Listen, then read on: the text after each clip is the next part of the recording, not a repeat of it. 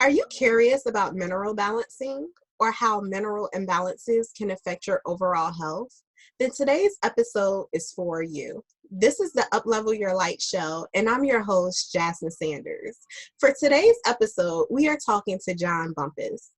John is a holistic nutritionist who specializes in the interpretation of hair tissue mineral analysis. John is an expert in mineral balancing science. Using his understanding of how minerals interact in the body, he helps people improve their nutritional status and detoxify from heavy metals.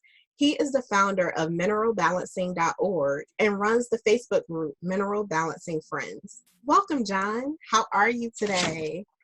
Hi, Jasmine. I'm doing fantastic. Thank you for having me. Yeah, I'm so glad that you're on today. This is such an important topic, and I'm just excited to just dive right on in. So, what is hair tissue mineral analysis?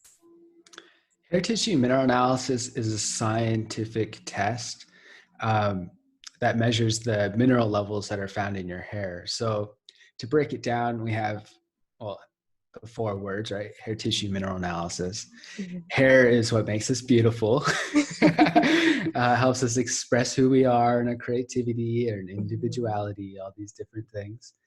And because hair is a tissue, we are able to send it to a laboratory and get the laboratory to analyze it for its mineral levels. So that's how we get hair tissue mineral analysis.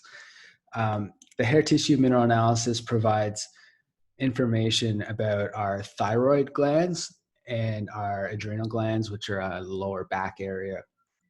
We also get an idea of our kidney and liver health, and this is figured out primarily through mineral ratios. So not enough to say, hey, we just have high or low mineral levels, but we also have the relationships with these minerals.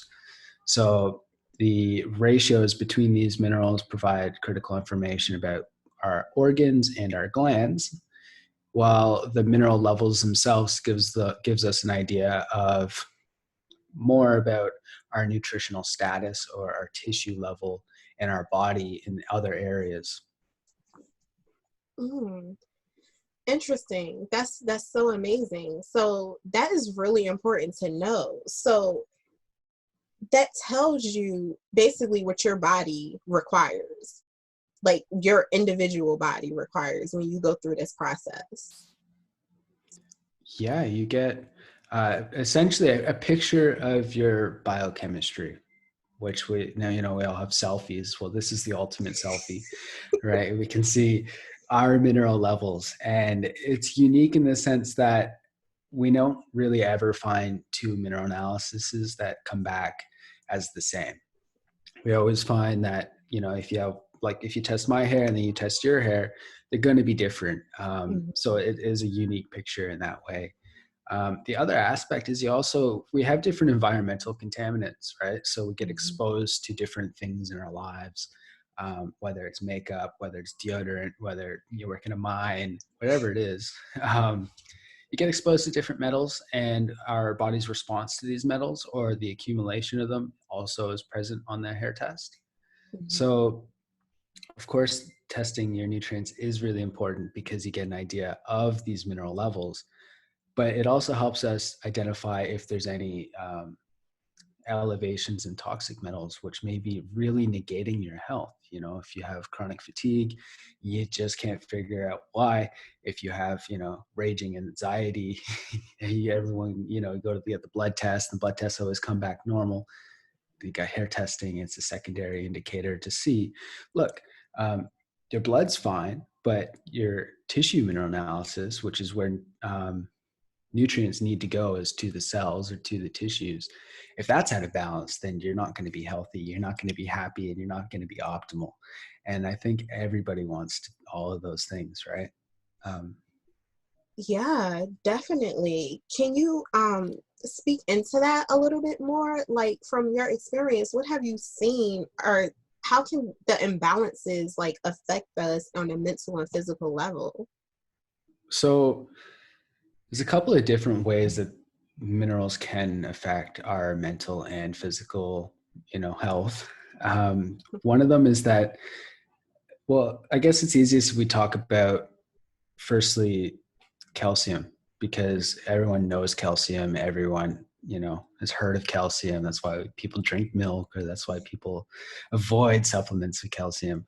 So if we take calcium, for example, we can see that calcium is a very um, solid structure, right? It's helped very protective. And if we look in nature and our external environment, we can see that the crustaceans along the beach, they're really soft on the inside, but they have this really hard calcium shell. So that's in the external world. When we look on our internal biochemistry, we can find that when people have elevations of calcium, that they also express some of these characteristics that, like, the crab or something, where they've raised their calcium level up as a defensive measure to protect themselves from the external environment. And calcium is also really good at relaxing the body. So it helps numb them in times of when they're experiencing a lot of stress. So people with elevated calcium also generally are quite numb to their emotions. So once we start to do something called mineral balancing, which is where we balance these mineral levels, some are very high, such as calcium, and some are very low, then what happens is these shells starts to come off, and we start to be a lot more like ourselves, right? So it's, rather than being very defensive, um, we bring the wall down and we peek over it. We're a little bit more receptive to our reality. And like, that's just one example of calcium and its psychological aspect of it. Yeah. Yeah, that's amazing. Like I've never heard that before. So that's awesome to know that this can, if you're having other issues that they can't determine through like your blood work and things like that, then by going through this hair analysis test, that can give you some answers that you desire. So that's really cool and that's really important. Um, so can you speak into like how the body, now I know before we started recording, you were telling me a little bit of how the body can use toxic minerals as a replacement. Can you speak into that a little bit more? Yeah. So um, I come from a standpoint, it's very naturalistic standpoint, which is where the body is wise. The body has a vital life force, and it's always working to be go towards order, towards health, and the body doesn't want to be sick, right? Like, it's not Mhm. the body's choice. Um, we, it's a little bit different topic to say some diseases are the body expressing itself to try and get back to health, but that's for a different day. Um, but using the replacement theory of minerals, which is, we call it on my website, I have a big blog that actually outlines it. It's biological replacement of elements theory, we call it. And it's the idea that toxic metals serve as a backup system. So in the event that you're not getting adequate nutrients, calcium, magnesium, selenium, zinc, all these, then the body wants to stay alive in the short term. So what it will do is it'll use what we call a less preferred element. So it has a preferred one, which we call nutrients, and less preferred, which are commonly called toxic. Now, when we are not getting sufficient amounts of the nutrient minerals, then the body accumulates some of these ones that are classically called toxic, and they are used for the same functions but at a reduced efficiency. So a good example of this is, like, in our DNA, we have things called zinc fingers. So we have fingers and they're made up of zinc, and they bring information from one place to another. Very important. It's part of our DNA, right? So if you don't have adequate zinc, the body will use cadmium as a replacement, right? And it can get the job done, but it just doesn't work as well. It's kind of like if you have, like, most people wear a belt to hold their pants up. Well, you don't need to use like a leather belt, or a hip belt, whatever you want to call it. You can use a shoelace. It'll still serve the same Mm. function, but it doesn't work as well. And that's what happens in the body is after a prolonged period of time of not having enough of these nutrient minerals, the body starts to accumulate these excess toxic ones, which really they are essential as well because they're keeping us alive in the moment to moment basis. So they are essential to health and also essential to disease. That's the challenge. And that's why they're called toxic. So once people start to accumulate these, like cadmium, for example, they start to develop atherosclerosis in their arteries. And that's where people say, oh, you're starting to get calcified arteries, and you start to go down the path of heart problems. And then calcium levels rise, and everyone goes, calcium's there, it's so bad, right? And once these are all there, and they start to cut up the arteries start to become weak or fragile, and the body places cholesterol, another bad guy, right, to protect it, and stop this leak from happening, which there's all attempts for the body to stay healthy. But it all comes about because of a nutrient deficiency that allows toxic metal buildup. Toxic metals eventually, because they don't work as well, they cause disorder in the body, and they can lead to many different health problems. Wow. That is, like, I knew that minerals and vitamins were important, but that just took it to a whole nother level and realization for me. So thank you for that explanation. So that just really speaks into why our minerals are so important, and knowing if you have any like imbalances is just important for you to know so that you can correct that before your body goes down that path of like disease. So that's just amazing to know that there's another way to be able to look into that and to see what you need. So what about, in knowing this, what do you think about like supplements? Like, what's your stance on supplements? Do we need supplements? Is a regular multivitamin enough? Like, don't we just get what we need from our food? Can you speak into that a little bit? That's a packed question. Wow.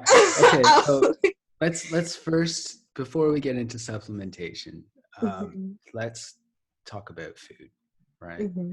And if you love food, then you're probably not going to like what I have to say about this, but let's sit back and just think, logically and reason here what we've realistically gone through for the last 150 years, right? So when we grow our food, right, it's generally grown in a medium, right? It's grown in soil, or it's grown, generally it's grown in soil. You can grow through the air if you use hydroponics or other means, different growing rocks and stuff. But generally it's grown in a medium, and the cells of the plant require nutrients. That's why they grow. So the cell wall of a plant is dependent on calcium. So any plant that you eat, there's going to be calcium in there, because the cell wall of the plant needs calcium. Otherwise, it's not a plant. It's just, an unhealthy, dying thing. So, so we know that calcium is going to be in any vegetable. Like, it has to be. So it's going to be pulling out from the soil, right? Now, other nutrients that the plants need are, we have NPK, which is, if you've ever seen fertilizer, it's got 3 numbers on there, and everyone goes, I'll just get that one, right? Nobody really cares. Unless you're a farmer, you really care. But it's got NPK. So what is that? That's nitrogen, phosphorus, and potassium. So if it's got calcium, nitrogen, phosphorus, potassium, we got 4 nutrients, right?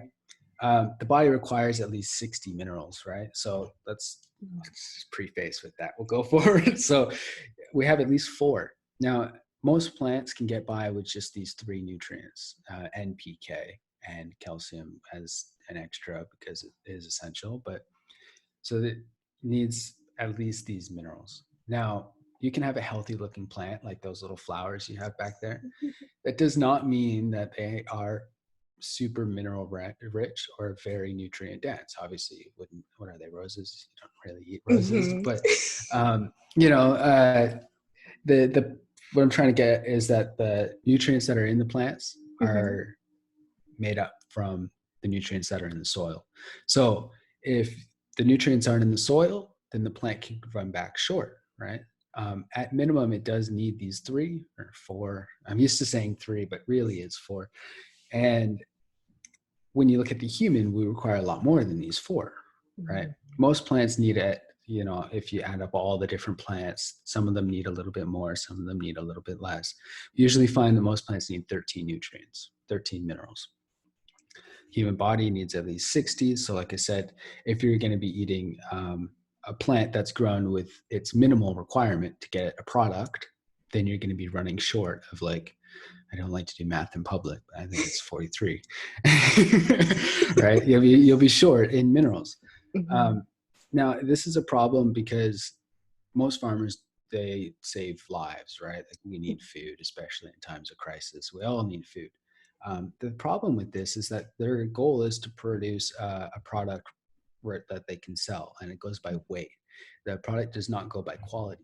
So the farmer, and it's, how great they are, they don't produce food that is as nutritious as it could be. They produce the bare minimum so that it doesn't cost them as much, so then they get more of a profit. So that's one aspect, the fertilization thing that farmers do. They only do the bare minimum. Now, say it's grown in the soil, grown in the earth. Well, like in the ground, not in pots. So if it's grown in fields, then the plants will take other nutrients that they do need, and it'll deplete the earth, right? Now, what happens is, if you keep doing this over a prolonged period of time, the earth starts to become deficient as well of these nutrients. And they fertilize it, so they put back 4 more minerals on top, and then their plant is soaking up all these other ones. And what happens is you get depletion of the soils. So after we've been growing for a long period of time and we're not following agriculture like we have in the past, so we used to use manure, we used to use plant ash. So we'd have a fire, we have a wood burning stove, and we'd throw the ash in the garden, and we'd supplement the garden, so to speak, with minerals. Nowadays, we're not doing that. So since we're not doing that, the plants themselves are becoming quite deficient in nutrients. And what happens is, if that accumulates upwards in the food chain. So when humans eat these animals, they also don't get the nutrients that they require, only because there's a minimum in the food. So my perspective, and I have a whole article on all of the different things, and medications, all these things that do affect the food quality. But in my perspective is that we're not getting enough from our food, because the food is being depleted, and the nutrient levels are actually becoming lower and lower as time goes forward. It has been estimated that there's only about 60 more crops worth left in the soil before the soil is completely depleted. And that's concerning, because, then what? Right? So from my perspective is that food does not have enough nutrients. And I know this primarily because I do test people that, come to me all the time, and they go, look, I eat a whole food diet. I eat 3 Brazil nuts a day for my selenium. Can you test my minerals? I want to see how great my food is, right? I eat all organic, go to the market, and, my water's blessed my monks and all these things, so we test their hair, and we find they have the same mineral imbalances that these other people do. And it's because they're depending on food for their nutrients. And that brings up to the next question that you asked is, well, what about supplementation? Well, humans have been supplementing their diet with minerals for centuries. Like, you could probably put it back to even thousands of years. So most people know about herbalism, right? That's plants are medicine, and we use herbs to balance our body chemistry. Well, what people don't talk about is, I guess you could say, mineralism, which is where people have used rocks, essentially to heal their bodies as well. It's kind of like the cousin nobody talks about, right? Doesn't mean it's not important. It's just not talked about. So we've used, different clays and different deposits of minerals, or we've bathed in spring waters and drank different mineral-rich waters for thousands of years. And people know intuitively, like, oh, if you have something wrong with you, drink from that spring, or, you have to go bathe in this hot spring. They're all spring, they're natural mineral-rich waters, right?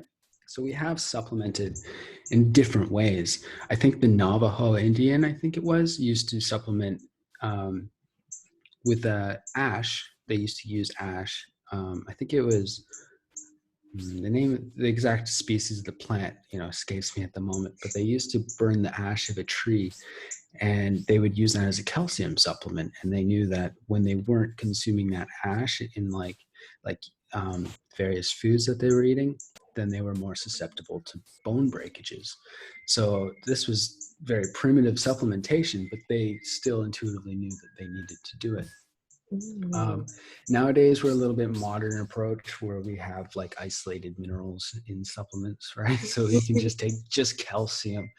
But the challenge with this is like, if you just take just single nutrients, you can imbalance other nutrients. So in the beginning stages, if you have like what's called an absolute deficiency, meaning like you absolutely need it, right? It's completely deficient, then you can supplement that specific nutrient, right? Like say, oh, you have scurvy, you need vitamin C to cure scurvy, right? Like, and it's well known that you need that, but you can use vitamin C.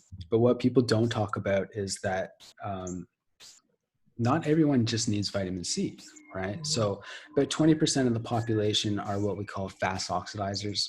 And these are people that have hair mineral analysis reports that come back with very low calcium and magnesium in relation to sodium and potassium. So these are what we call fast oxidizers. They create energy very quickly, but they're generally copper deficient people, right? And so if they take vitamin C, they're going to further deplete copper, and that is counterproductive to what they want to do, right? So if they have scurvy, they may have a vitamin C deficiency, but they likely have a copper deficiency, right? And with a copper deficiency, you can get the same symptoms as scurvy. So you can get the bleeding of the teeth and, all the other ones. And there's more than one type of scurvy, so to speak, which is where we're not all the same. So we don't all require the exact same nutrient, right? The other idea is that you can have a concept we call bioindividuality, which is where one person needs more of a nutrient than other people. So I may need more niacin than you, for example, and someone with schizophrenia may need way more niacin than the government recommends is safe. So there's many different components. So supplementation, I do think it's necessary, especially if you want to get to these ranges, like if you have health challenges. Trying to get enough vitamin C from orange juice, cauliflower, broccoli probably isn't what's going to benefit you when you have to really protect yourself with some of these vitamin C things. Like if you had cancer, you're not going to get the anti-tumor properties from vitamin C from broccoli, even though broccoli is a good source of vitamin C. The other challenge is when you have food that's stored over a long period of time.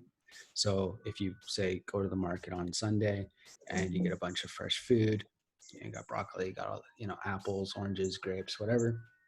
You put them in the fridge and they sit in the fridge for a week.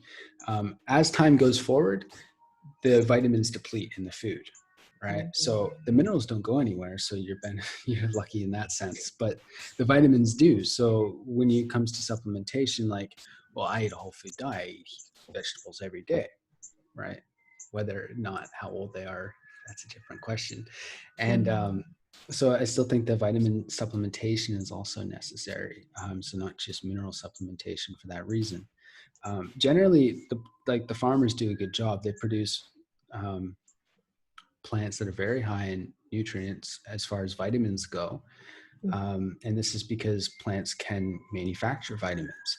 They can't manufacture minerals. So because they can manufacture vitamins, they're still a good source of vitamins, right? But by the time, like I know when I was living in Canada, most of our produce came from Mexico. So by the time it made its way from Mexico up into Canada, it could already take a week, right? And then by the time it's there, it sits in the supermarket for a few days. Then I buy it and then put it in my fridge for a few days. The vitamin content is going down and down because the vitamins are used in the plant, just like the human, to protect from stress. So if you have different heat, different light, different temperature changes, these are all stresses to a plant. They're stress to a human as well, but we don't think of those. We think of deadlines as being a bit more stressful. But regardless of what it is, stress depletes nutrients. So at a time when we have a lot more stress in this environment, we find that we need a lot more nutrients to kind of keep ourselves healthy. Um, and this comes into an idea that the more nutrients that you take in, whether or not you're shotgunning, like should I take a multivitamin? Well, yeah, you can take a multivitamin because we know that everybody is either not getting enough nutrients from their food or they're not getting adequate amounts and like a balanced way, right? So if you're consuming, say, a vegetarian diet, you may not be getting enough zinc. So it'd be a good idea to supplement a multivitamin that has zinc in it, right? We call that shotgun therapy, right? You're just guessing at the end of the day, go, oh, I need a multivitamin. So, and I know that my body requires it so it can create energy. So I should take a supplement, right? So we call it shotgunning. That's guessing. That's a good first step, especially if you're like first getting into health. You want to lose weight. You want to start improving your health. By all means, take a high quality vitamin mineral supplement. Don't just go out and get a Centrum. Hopefully I don't get sued for this, but but a Centrum, for example, multivitamin, A to Z, right? It's got aluminium in it, right? And like if you're going to be taking a Centrum multivitamin, you're going to be supplementing with aluminium. Now, aluminium can be an essential nutrient. The problem is we're overly exposed to aluminium in this day, right? We have alfoil and we have, they put it in our deodorant and they put it in our tap water and they put it everywhere. And the problem is we're getting too much these days. And then when you go and buy a Centrum, you take too much aluminium again, and you start to go down the path of neurodegeneration because of the excess aluminium. And you start to get what? A Centrum moment. You can't think. Right? So you want to get a high quality one and preferably one that doesn't have iron in it. I wouldn't worry too much about specific forms in the beginning if you're just shotgunning, like I said before. But I typically don't need iron unless you are a pregnant woman.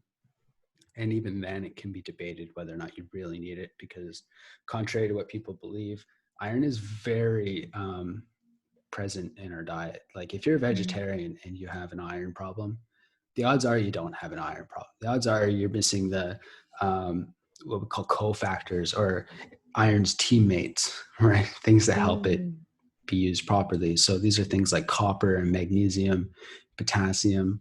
All of these are really important nutrients to help with iron imbalances, right? So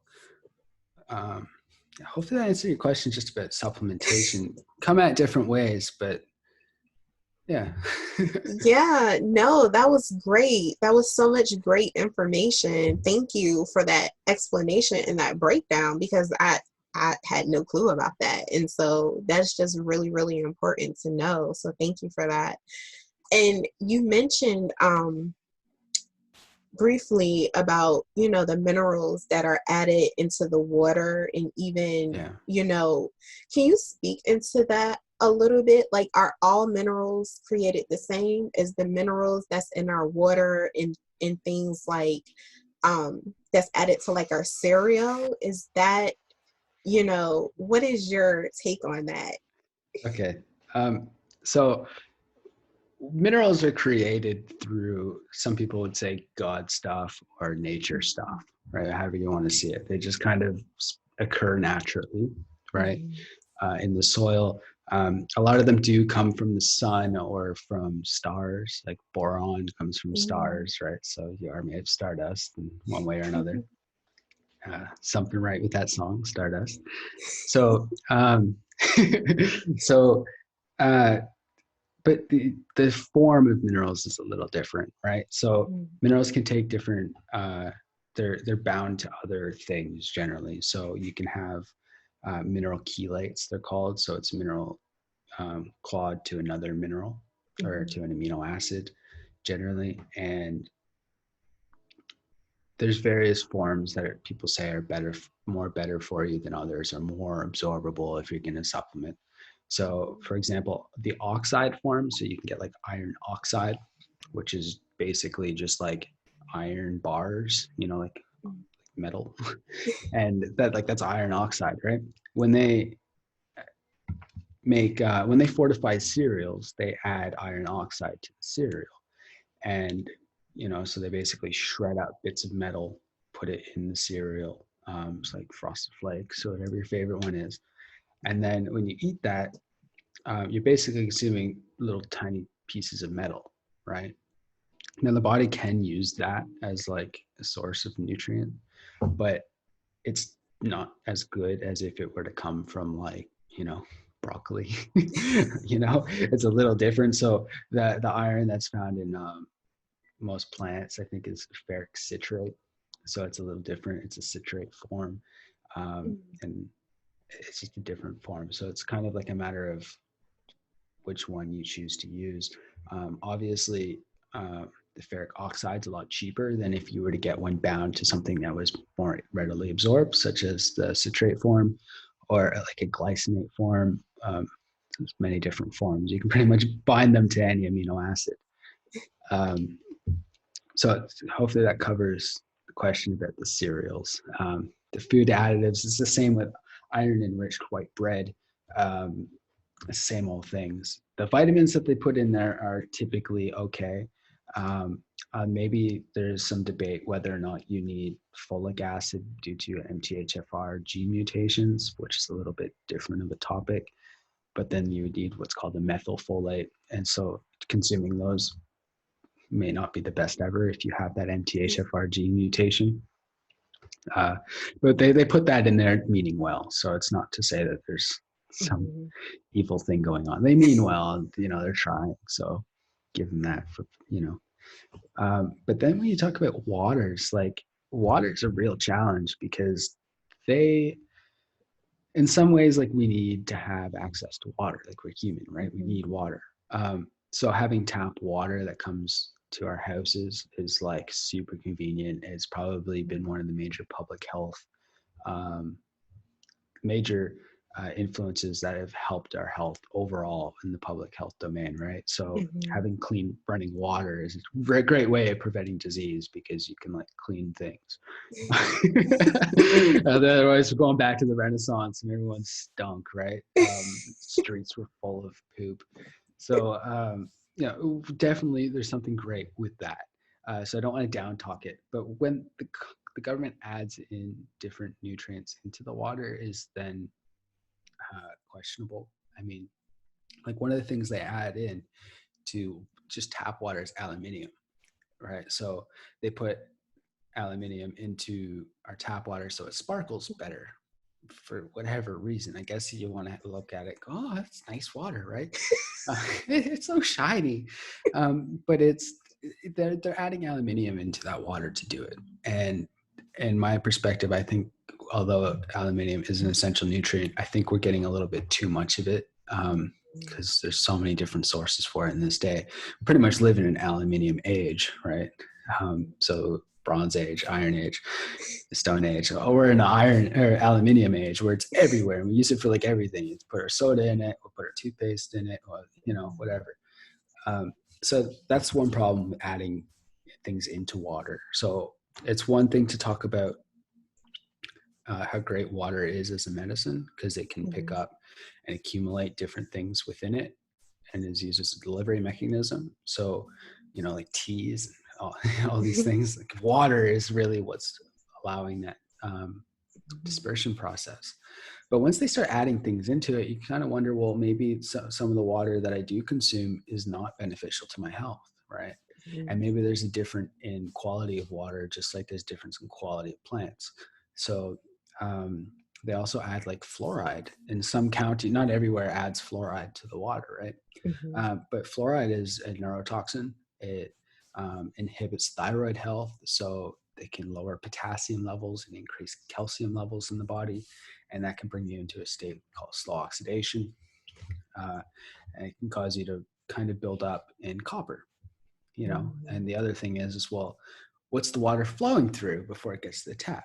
Generally, it's in copper pipes, right? So, this I call it tap liquid, right? But it's not really water. Water to me comes from either, it's technically water. I wouldn't. It's like a soup of stuff, right? There's like pharmaceuticals in tap water nowadays because people Mhm. consume tap water, and they take their pharmaceuticals, cholesterol lowering medication, or they're all high on drugs or whatever they're doing, to each their own. But then they go toilet and then they flush it and then it gets recycled and it comes back out and then they end up drinking it again. So really our tap water is really medicated. So I wouldn't really call it water. I call it tap liquid, like I said. Um, it's just not good. And if you're going to like recommend someone to drink 8 cups, like I think the government's saying, most people are going to be 8 cups of that tap stuff. Mhm. There's a lot of stuff in there I wouldn't want to take. But then you can go into things like, I have a water softener, right? So Mhm. some people have a water softener. They need it because they have what's called hard water. Now, hard water is high in calcium. That's why, if you have you ever experienced hard water? Mm-mm. No? I Okay. haven't. Yeah. So hard water is like, where I grew up in Canada, we have hard water and it's like, it's a real pain in the butt. So after you shower basically, or if you put water in a kettle and then the kettle boils up and, water evaporates, Mhm. well, you start to get this thin layer of white, right, along the kettle. And it happens in the shower as well. It happens like everywhere. It's all over the bath. It's a pain in the butt. So it's basically really high in calcium. Now, this can be okay if you require extra calcium. Um, it's debated really on most people that do require more calcium. Generally, people say 20% of the population needs calcium supplements. So hard water is good for you. You could probably say at least 20% of the population. Mhm. But it causes a lot of problems. So people use what's called a water softener. And the water softener adds sodium and potassium into the water. And it does a lot like mineral balancing, which is where it lowers calcium by adding sodium and potassium into it. So what it does is it stops you from having terrible, calcium buildup on your shower and whatnot. And, all these things. So that water, again, it's got extra minerals in it. I don't think that's ideal as well. My personal favorite water is spring water. But you got to make sure really that you're not getting just any spring water because spring water can be very high in iron. Um, Mhm. so there's a lot of things to consider when you get into water game. If you're talking about purity of water, like just like you want the best water, like most clean water for purification, then RO is probably ideal, reverse osmosis water. Mhm. The thing with that is that it lacks like that natural polarization of water. So it's like chemical water. It's not really water that's structured, right? So you can go through different things to do that. You can use gemstones or you can use prayer, different ways to help structure water after that. But in my opinion, those are the waters that you're probably better off going towards is distilled or RO, just purity from that perspective. Thank you. That's awesome. Like that's amazing information. So thank you so much for that. And I really wanted to, I know you have some amazing gifts and resources for us. So can you tell us a little bit more about these resources? Um, yeah. So, as far as what I offer people for free is firstly, we have the medium that you talked about in the intro with mineral balancing friends. So this is an online group that we do where most people are already doing hair testing, already supplementing to balance their body chemistry or eliminate toxic heavy metals. And they generally get together and communicate with each other there. We also, part of that group, we do a free monthly call. So we have a chat. I'm there as well. We pretty much just do Q&A, or it's a nice community connection, right? At the end of the day, it's because everyone's on this health journey and they feel by themselves. They're not Mhm. like, they feel like they're the only one in their town doing it or their country doing it. So it's good to connect with others that are also doing it. Mhm. Um, I have two blogs, and one of them is more of really like it's super scientific. You know, like we talk about aluminium or we talk about calcium, and we, you know, all these different minerals. I have a bunch of them there. I haven't done every one, but I'm getting there. And they have a large amount of scientific information to back it up, like, you know, Mhm. articles from PubMed. So, you know, if I take calcium, is it actually good for me? Is it bad for me? And can it actually help osteoporosis and all that stuff? The other blog post that I have, well, the first one is called the Mineral Health series, Mhm. and it's basically how minerals affect your health. The second one is called the Integrative Mineral Balancing blog. And that one is to kind of talk about some of these basic concepts in mineral balancing because it's a huge topic. And there's so many different things. Like we barely touched on it really in this call. We just talked about minerals and different things there. But the Integrative Mineral Balancing blog has a lot of information that does talk about this, like different foods and their, you know, whether they're not they're stimulatory or sedatives and different things like this. We also got that blog I think I mentioned earlier with the biological replacement of elements on there that talks about the replacement theory, right, of Yeah. nutrients and toxic metals. So those are the offers that we have right now for everybody that can just check that stuff out. Awesome. Thank you so much, John. It has been a pleasure speaking with you today and extremely informative, you know, because this is a really important part of us of our health is to know that we're getting the minerals and vitamins that our body requires. So thank you so much for being here today and for sharing your amazing wisdom with us. Thanks for having me, Jasmine. Yeah, of course. And for all of our viewers, we just want to send you so much love and thank you guys for joining us today. And you will find links to all of these amazing, to John, both of his blogs and his Facebook group in the email that you received this video in. So sending you guys so much love, and we will see you on the next episode.